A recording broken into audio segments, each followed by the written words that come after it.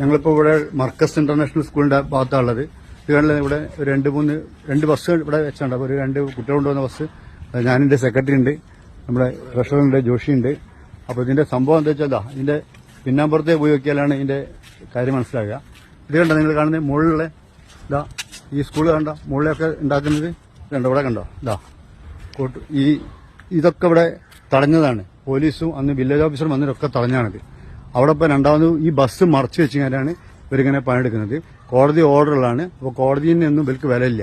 അപ്പോൾ അതുകൊണ്ട് ഞങ്ങൾ ബാക്കി കാര്യം സെക്രട്ടറി സംസാരിക്കും.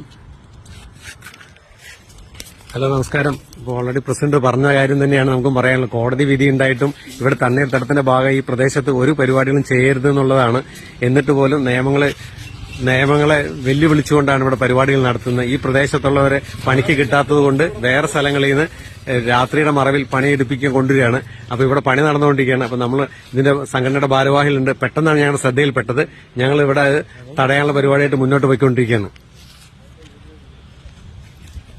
യാദൃശ്ചികമായിട്ടാണ് ഈ ഒരു വീഡിയോ എൻ്റെ ശ്രദ്ധയിൽപ്പെട്ടത്. യാദൃശ്ചികമായിട്ട് ഇത് കോഴിക്കോട്ട് ഉള്ള മർക്കസിൻ്റെ ഇൻ്റർനാഷണൽ സ്കൂള്, എരഞ്ഞിപ്പാലത്തുള്ള മർക്കസിൻ്റെ ഇൻ്റർനാഷണൽ സ്കൂളിൽ അത് ഈ പറയുന്ന സരോവരം, കോഴിക്കോട്ടെ സരോവരം പാർക്കുമായി ബന്ധപ്പെട്ട് അതിൻ്റെ സമീപ പ്രദേശത്തുള്ളതായതുകൊണ്ടും അവിടെ നിർമ്മാണ പ്രവർത്തികളൊന്നും നടത്തരുത് എന്നുള്ള കോടതി വിധി നിലനിൽക്കുമ്പോഴും അവിടെ വലിയ രീതിയിലുള്ള നിർമ്മാണ പ്രവർത്തനങ്ങൾ, അതും കൃത്യമായി പ്ലാൻ ചെയ്ത് വളരെ കൃത്യമായിട്ട് പുറം ലോകം അറിയാതിരിക്കാനുള്ള കാര്യങ്ങളൊക്കെ ചെയ്ത് സ്കൂൾ ബസ്സുകളെ കൊണ്ടുവന്ന് മുന്നിൽ ഒരു തടസ്സം പോലെ, ഒരു കർട്ടനൊക്കെ ഇടൂലേ നമ്മൾ വീടുകളിൽ, അതുപോലെ കർട്ടനൊക്കെ ഇടും പോലെ സ്കൂൾ ബസ്സുകളൊക്കെ കൊണ്ടുവന്ന് നിരത്തി നിർത്തി നിർമ്മാണ പ്രവർത്തികൾ നടത്തുന്നത് പുറത്തേക്ക് അറിയാതിരിക്കാൻ വേണ്ടിയിട്ട് വളരെ കൃത്യമായി പ്ലാൻ ചെയ്ത് നടത്തുകയാണ്. ഇവിടെ ഇതിൻ്റെ നിയമവശങ്ങളിലേക്ക് ഞാൻ വരുന്നില്ല.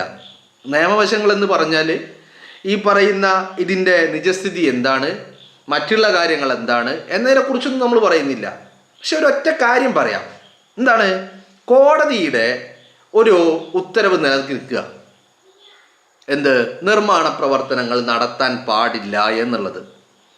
ഈ നിർമ്മാണ പ്രവർത്തനങ്ങൾ നടത്താൻ പാടില്ല എന്ന് കോടതിയുടെ ഉത്തരവ് നിലനിൽക്കുമ്പോൾ ഞാൻ ചോദിക്കുന്നത് വളരെ കൃത്യമായിട്ട്, ഇപ്പം മർക്കസ് എന്ന് പറയുന്ന ഒരു സ്ഥാപനവും അല്ലെങ്കിൽ ഒരു ഓർഗനൈസേഷൻ, ഇതിന് നേതൃത്വം കൊടുക്കുന്നത് ആരാണ്? തലക്കെട്ട് കെട്ടി പണ്ഡിതന്മാരായിട്ടുള്ള വളരെ മാന്യന്മാരായിട്ടുള്ള ആളുകളാണ് ഇതിനൊക്കെ നേതൃത്വം കൊടുക്കുന്നത്. അപ്പോൾ ഈ കോടതി വിധിയെ മാനിക്കുക എന്ന് പറയുന്ന ഒരു കാര്യമുണ്ടല്ലോ. അറ്റ്ലീസ്റ്റ് കോടതിയിൽ നിന്ന് നിർമ്മാണ പ്രവർത്തനങ്ങൾ നടത്തരുത് എന്ന് ഉത്തരവുണ്ടെങ്കിൽ എന്ത് ചെയ്യണം? അല്ലെങ്കിൽ ഇത് അന്യായമാണ്, അനീതിയാണെങ്കിൽ കോടതിയിൽ പോയി കാര്യങ്ങൾക്ക് തീരുമാനമുണ്ടാക്കിയിട്ട് അതിലേക്ക് നടക്കണം. ഇത് കോടതിയുടെ ഉത്തരവ് നിലനിൽക്കുകയാണ്. നിർമ്മാണ പ്രവർത്തനങ്ങൾ ഒന്നും തന്നെ നടത്തരുത് എന്നുള്ള ഒരു ഉത്തരവ് നിലനിൽക്കുമ്പോൾ, അതും ഈ പറയുന്ന സരോവരം പാർക്ക് പോലെയുള്ള കോഴിക്കോട്ടെ ചില പൈതൃക കാര്യങ്ങൾ സംരക്ഷിക്കുന്നതിൻ്റെ ഭാഗമായിട്ടുള്ളതാണ്. അപ്പോൾ അവിടെ അത്തരം കാര്യങ്ങൾക്ക് യാതൊരു വിധത്തിലും നിർമ്മാണ പ്രവർത്തനങ്ങൾ നടത്തരുത് എന്ന് കോടതി വിധി നിലനിൽക്കുമ്പോൾ ആ കോടതി വിധിയെ മാനിക്കേണ്ടത് ഈ രാജ്യത്തെ ഓരോ പൗരന്മാരുടെയും ബാധ്യതയാണ്. അവിടെ എസ്പെഷ്യലി ഈ പറയുന്ന തലക്കെട്ട് കെട്ടി നേതാക്കന്മാരാണ്, സമൂഹത്തിൻ്റെ നേതൃത്വം കൊടുക്കുന്നവരാണ് എന്നൊക്കെ പറഞ്ഞ് മുൻപന്തിയിൽ നിൽക്കുന്ന ആളുകൾ ആ കാര്യങ്ങളിൽ വളരെ കൃത്യമായി സൂക്ഷ്മത പാലിക്കണ്ടേ? അപ്പം നിങ്ങൾ എന്നോട് ചോദിക്കും, ഇങ്ങനെ കോടതി വിധിയൊക്കെ കാറ്റിൽ പറത്തിയിട്ട് പ്രവർത്തിക്കുന്ന എത്ര ആളുകളുണ്ട്, നീ എന്താ അവർക്കെതിരെ ഒന്നും സംസാരിക്കാത്തത് എന്നൊക്കെ ചോദിക്കുന്ന ആളുകളുണ്ട്.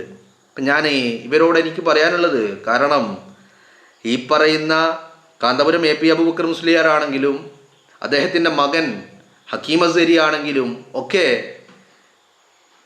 കേരളത്തോടും കേരളത്തിൻ്റെ പൊതുസമൂഹത്തോടും ഇന്ത്യക്ക് പുറത്തുമുള്ള കേരളത്തിന് പുറത്തുള്ളവരോടും ഒക്കെ ആണെങ്കിലും ഇവർ പറയുന്നത് എന്താണ്? പറയുന്നത് ദീനാണല്ലോ, പറയുന്നത് ഇസ്ലാമിനെ കുറിച്ചാണല്ലോ, പറയുന്നത് ഈമാനിനെ കുറിച്ചാണല്ലോ.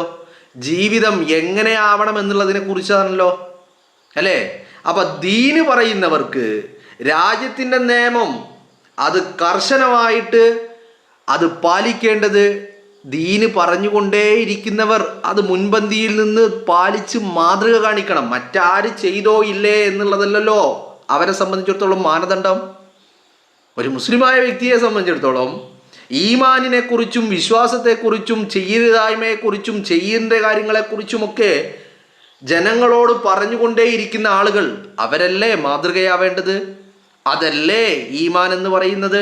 അതല്ലേ വിശ്വാസം എന്ന് പറയുന്നത്? ഇവര് ബാക്കിയുള്ളവരെന്ത് ചെയ്യുന്നു? ബാക്കിയുള്ളവരത് ചെയ്യുന്നുണ്ടോ? അവരതൊന്നും ചെയ്യുന്നില്ലല്ലോ, അവരിങ്ങനെയൊക്കെ ചെയ്യുന്നുണ്ടല്ലോ, എന്നാ പിന്നെ ഞങ്ങൾക്കും അങ്ങനെ ആവാലോ. അങ്ങനെയാണോ ചിന്തിക്കേണ്ടത്? അങ്ങനെയല്ലല്ലോ ചിന്തിക്കേണ്ടത്. രാജ്യത്തെ കോടതി ഒരു ഉത്തരവ് പുറപ്പെടുവിക്കുമ്പോൾ ആ ഉത്തരവിനെ, ആ കോടതി വിധിയെ മാനിക്കുക എന്നുള്ളതല്ലേ ഇവര് എസ്പെഷ്യലി ദീന് പറഞ്ഞ്, ഈമാന് പറഞ്ഞ്, ഇസ്ലാം പറഞ്ഞ്, വിശ്വാസം പറഞ്ഞ്, ഹറാമും ഹലാലും പറഞ്ഞ്, എങ്ങനെ ജീവിക്കണമെന്ന് പറഞ്ഞ് ജനങ്ങളോട് ഇതൊക്കെ പറഞ്ഞ് നടക്കുന്ന ആളുകൾ ഇവരല്ലേ മാതൃക കാണിക്കേണ്ടത്, അല്ലേ? ഇപ്പം ഞാൻ ഈ വീഡിയോ കണ്ടപ്പോൾ സ്വാഭാവികമായിട്ടും എൻ്റെ മനസ്സിലേക്ക് തോന്നിയത്, നിങ്ങൾ അത് ചെയ്യരുത്. ഇപ്പം ഞാൻ ഇന്ന് വേറെയും ഹക്കീഖ് മസ്ഹരിയുടെ മറ്റൊരു വീഡിയോ ഇന്ന് ഞാൻ കണ്ടു. അതിൽ അദ്ദേഹം പറയുന്നത് കച്ചവടം ചെയ്യുന്നതിനെ കുറിച്ചാണ്, ബിസിനസ് ചെയ്യുന്നതിനെ കുറിച്ച്. ഞാൻ അതിൻ്റെ വിശദാംശങ്ങളിലേക്ക് പോകുന്നില്ല. അപ്പോൾ ഈ ബിസിനസ്സിനെ കുറിച്ച് ഇസ്ലാമിൻ്റെ കാഴ്ചപ്പാടുകൾ എന്തൊക്കെയാണ് എന്നുള്ളതാണ് അദ്ദേഹം പറയുന്നത്. അപ്പോൾ അതിലുണ്ടായിരിക്കേണ്ട ആത്മാർത്ഥതയെക്കുറിച്ച്, അതിലുണ്ടായിരിക്കേണ്ട സത്യസന്ധതയെക്കുറിച്ച് ഒക്കെയാണ് അദ്ദേഹം പറയുന്നത്. അപ്പോൾ സ്വാഭാവികമായിട്ടും ഇതൊക്കെ പറഞ്ഞു നടക്കുന്ന വ്യക്തി ഈ രാജ്യത്തെ നിയമം, നമ്മൾ ഏത് രാജ്യത്താണോ ജീവിക്കുന്നത് ആ രാജ്യത്തിൻ്റെ നിയമം കൂടി പാലിക്കുന്നതിനെ കുറിച്ച് കൂടി ചിന്തിക്കണമല്ലോ. ഇത് ജനങ്ങളോട് പറഞ്ഞാൽ മാത്രം പോരല്ലോ, നമ്മൾ സ്വയമേ അത് എങ്ങനെ മാതൃകയാകാമെന്ന് കൂടി ചിന്തിക്കണമല്ലോ. ഇനി അതല്ല ഞാൻ പറയുന്നത്, ഇതിൽ ന്യായമന്യായം ആരുടെ ഭാഗത്താണ് എന്നൊന്നുമല്ല ഞാൻ പറയുന്നത്. മർക്കസിന്റെ ഭാഗത്ത് ന്യായമില്ല എന്നോ അല്ലെങ്കിൽ അവരുടെ ഭാഗത്ത് ന്യായമുണ്ട് എന്നൊന്നല്ല പറയുന്നത്. അതെന്താണെങ്കിലും തീരുമാനിക്കേണ്ടത് കോടതിയാണല്ലോ. കോടതി അവിടെ നിയമനിർമ്മാണങ്ങൾ പാടില്ല എന്നൊരു വിധി പറഞ്ഞിട്ടുണ്ടെങ്കിൽ എന്തുകൊണ്ട് ആ വിധിയെ അനുസരിക്കാൻ ഇവർ തയ്യാറാവുന്നില്ല? ഇനി കോടതി പറഞ്ഞത് അന്യായമാണെങ്കിൽ അതിനെ ചലഞ്ച് ചെയ്തുകൊണ്ട് അവിടെ കൃത്യമായി കോടതി വിധി, നിങ്ങൾക്ക് അനുകൂലമായ ഒരു കോടതി വിധി സമ്പാദിച്ചതിന് ശേഷം മാത്രമാവേണ്ടേ നിങ്ങൾ അവിടെ എന്തെങ്കിലും ഒരു കാര്യം ചെയ്യേണ്ടത്?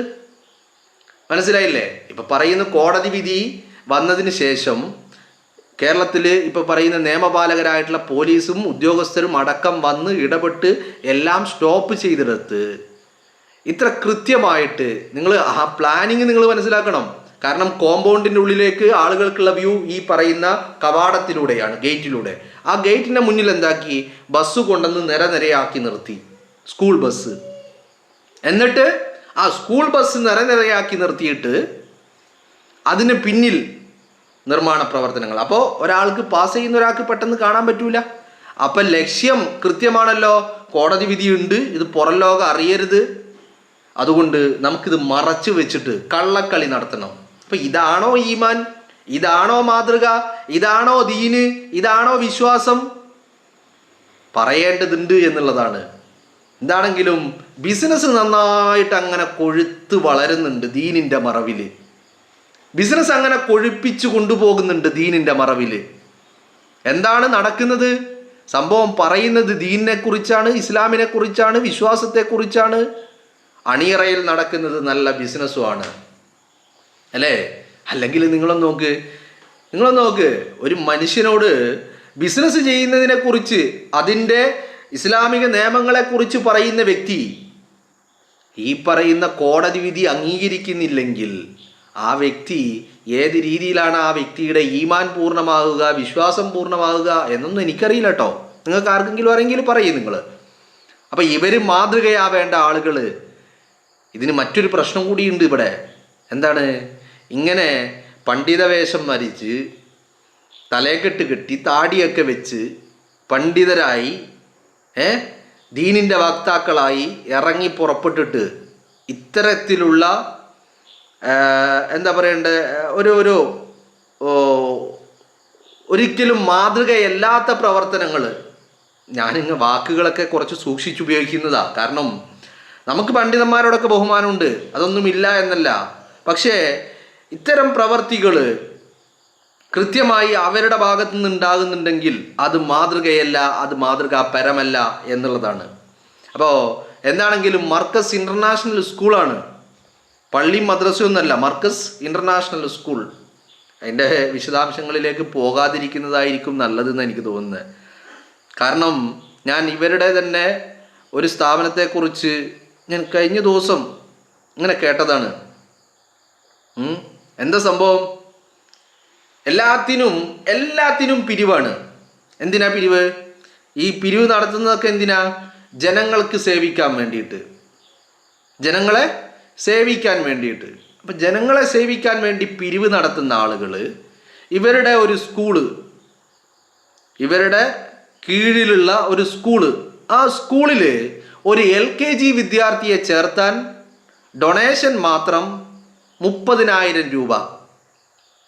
ഈ സ്ഥാപനങ്ങളടക്കം കെട്ടിപ്പൊക്കിയത് ഈ സമുദായത്തിലെ ആളുകളുടെ കയ്യിൽ നിന്ന് പിരിവെടുത്ത് ജനങ്ങളെ സേവിക്കാൻ വേണ്ടി, ജനങ്ങൾക്ക് എന്താ പറയേണ്ടത്, സൗകര്യങ്ങൾ ചെയ്തു കൊടുക്കാൻ വേണ്ടി, സാധാരണക്കാരായ ജനങ്ങളെ കൈപിടിച്ചുയർത്താൻ വേണ്ടി, അവരെ വിദ്യാസമ്പന്നരാക്കാൻ വേണ്ടി ജനങ്ങളുടെ കയ്യിൽ നിന്ന് പിരിവെടുത്തിട്ട് ഉണ്ടാക്കിയ സ്ഥാപനത്തിൽ LKGയിൽ ഒരു വിദ്യാർത്ഥി, 3 വയസ്സുള്ള ഒരു കുട്ടിയെ LKGയിൽ ചേർക്കാൻ വാങ്ങുന്നത് ഡൊണേഷൻ മാത്രം 30,000 രൂപ.